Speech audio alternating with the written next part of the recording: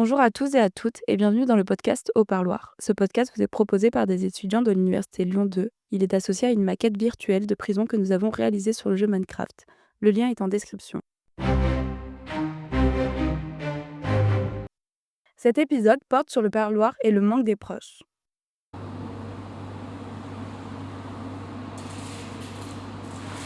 Moi, je m'appelle Marion Deveza-Aurillon et du coup, je travaille à Prison Insider depuis un peu plus d'1 an et demi. Prison Insider, c'est une plateforme de diffusion d'informations sur les prisons dans le monde. C'est quand même, globalement pas facile d'avoir des visites.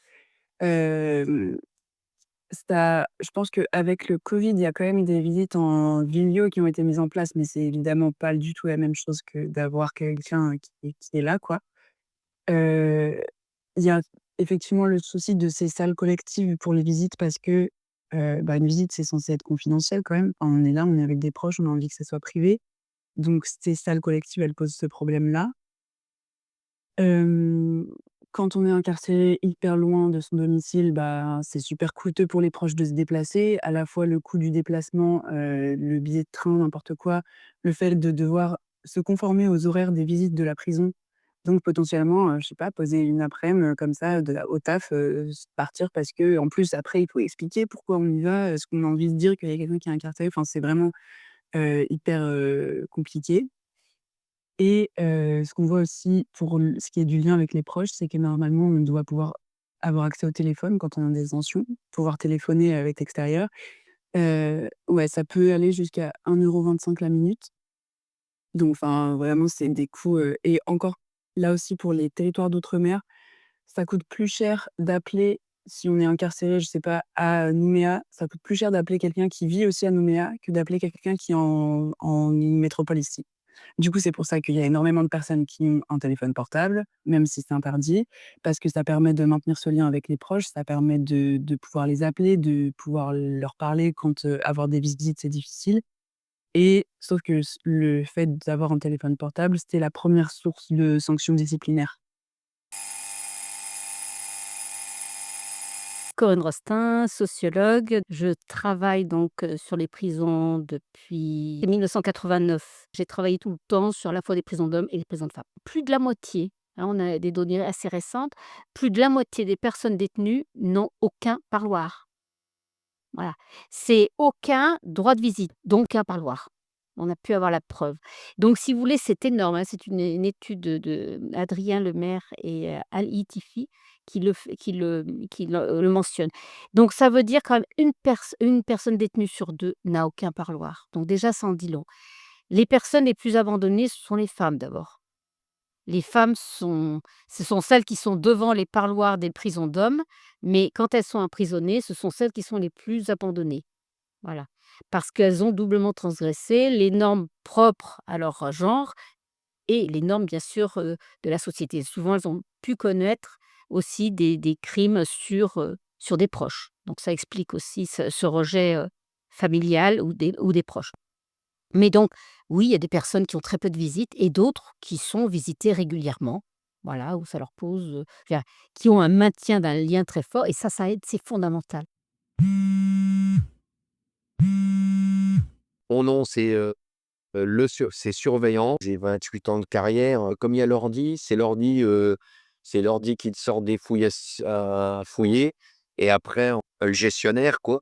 En fait, c'est un espèce de tirage au sort, donc en ce qui concerne les fouilles de cellules et par exemple, aussi pour les fouilles de sortie de parloir, heu, en fait, maintenant c'est un peu aléatoire, on va dire. Il y a 25 ans en arrière, moi, quand je m'occupais des parloirs, par exemple, j'étais renfort parloir, les mecs, tu avais 20 parloirs, tous les 20 les 20 les 20 personnes PPSMJ donc étaient fouillées, alors que maintenant, je vais te dire une bêtise, mais peut-être sur, 10, tu en auras que la moitié qui seront fouillées, quoi, on va dire. C'est par rapport à la charge de travail, bien sûr. Après, tu sais, quand tu es en effectif réduit, en mode réduit, les fouilles, ça prend beaucoup, beaucoup, beaucoup de temps, en fait, hein.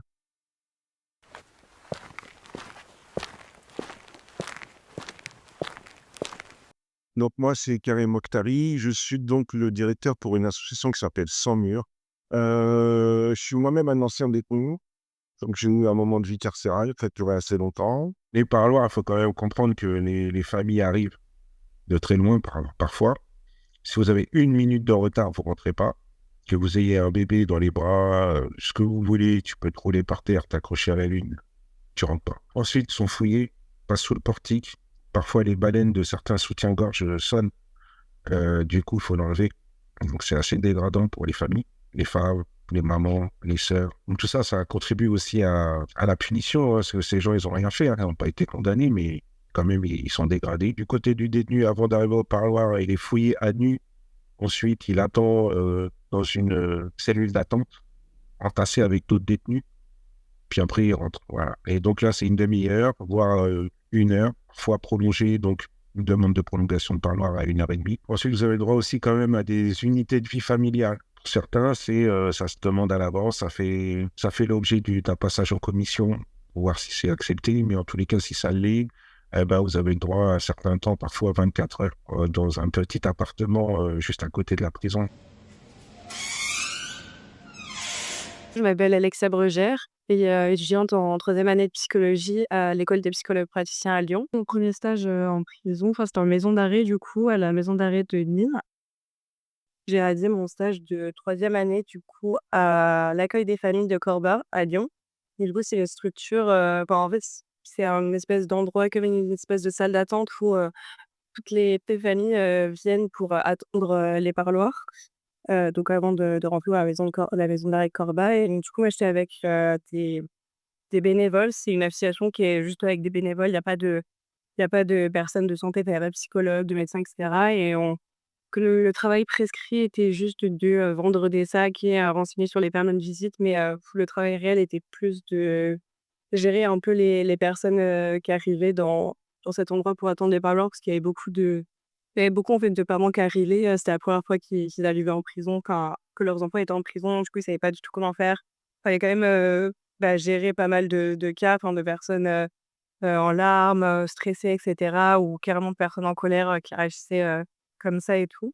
Ouais, c'était assez intéressant parce que du coup, j'ai pas mal parlé avec des proches et des familles et donc j'ai vu que ça impactait vraiment, la vie de la famille et de l'autre côté et que la peine n'était pas juste pour le détenu, que c'était aussi, en dehors et dans la vie. Les proches des détenus attendaient, dehors à ce que peu importe les conditions météo et sous la pluie et en plein soleil.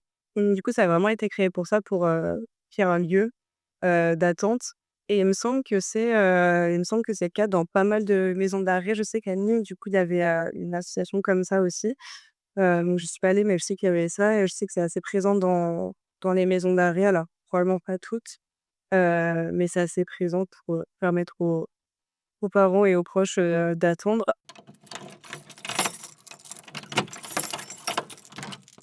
Aller faire une visite quand il faut faire, 3 heures de trajet dans un sens, tu arrives, tu attends 2 heures, tu sais même pas si on va, te laisser rentrer, heu, tout ça pour voir, ton proche, pendant, 1/4 d'heure, bon, c'est compliqué. Donc c'est sûr que ça enfin ça crée beaucoup de solitude, je pense et aussi de procédures, enfin ouais, ça met un cadre très procédural où il faut, demander la visite, il y a des choses qui sont autorisées, pas autorisées.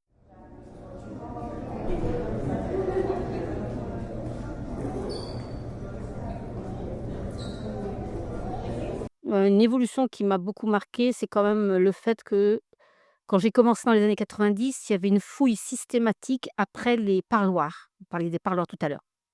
Et aujourd'hui, non, c'est une fouille qui n'est que si on a un risque ou une suspicion d'entrée de produits illégaux, voilà. Donc par exemple, les fouilles, moi, je sais que dans mes premières enquêtes les personnes détenues me parlaient surtout des fouilles, c'était quelque chose de quotidien quasiment dans leur vie, alors qu'aujourd'hui, les fouilles peuvent être, beaucoup plus rares, voire même pas une fouille pas mensuelle, vous voyez? Donc on voit là, pour moi, il y a une évolution très nette.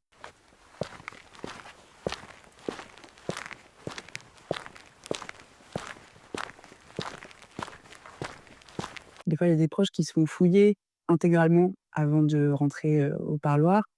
Les détenus aussi, il y a eu des cas où les détenus se faisaient fouiller systématiquement des fouilles à nu, après un parloir, alors que normalement la fouille à nu, il faut que ça soit hyper justifié, il faut qu'il y ait une raison de croire qu'il y a eu des choses qui ont été passées et tout. à l'accueil des familles, il y avait plein de familles qui venaient nous voir et en fait, qui savaient pas où étaient leurs enfants. Donc ils venaient nous voir, ils nous demandaient, «Est-ce que mon enfant est dans cette prison?» Et nous, on devait regarder sur la liste alors qu'on n'avait même pas censé avoir accès aux listes. On demandait aux surveillants pénitentiaires qui étaient gentils et qui nous laissaient regarder les listes. Alors qu'on n'a pas trop, c'est ce que les surveillants pénitentiaires qui sont censés, savoir ça, pour du coup orienter les familles et il y avait enfin vraiment, on avait plein de personnes qui se déplaçaient et qui me demandaient: «Est-ce que mon enfant est là?» Et on savait pas dire et il y avait des familles qui venaient, toutes les semaines par exemple au parloir et qui arrivaient, la semaine et en fait, leur enfant était pas il avait été transféré dans telle ou telle prison et personne ne les avait prévenus. Ils étaient pas du tout au courant parce que quand il y a un changement d'établissement, les familles sont pas au courant. Alors je sais pas si c'est, une décision, juridique ou je sais pas, je suis peut-être pas au courant, mais ça je trouve que c'est assez, désorganisé aussi, hein. C'est un choc pour, la famille d'arriver de s'attendre à voir son enfant et en fait son enfant est dans telle ou telle prison et on n'est pas au courant et ça peut être vraiment partout dans la France et personne n'est au courant. Du coup, je dirais que c'est, heu, comment les informations sont gérées, la communication, que ce soit dans les maisons d'arrêt ou à l'extérieur, c'est assez, lourd et assez perturbant, surtout pour les détenus, pour les familles et pour, l'administration en règle générale. Je pense que ce serait vraiment un truc à changer, Merci d'avoir écouté cet épisode. Il a été réalisé par Nesrine Bourrekba, Erwan Claire, Mathéo Bonin, Vincent Niébédé et Maxime Dominier. Retrouvez le lien de la maquette en description et les autres épisodes sur tous les réseaux sociaux d'Au Parloir ainsi que sur les plateformes de streaming. À bientôt!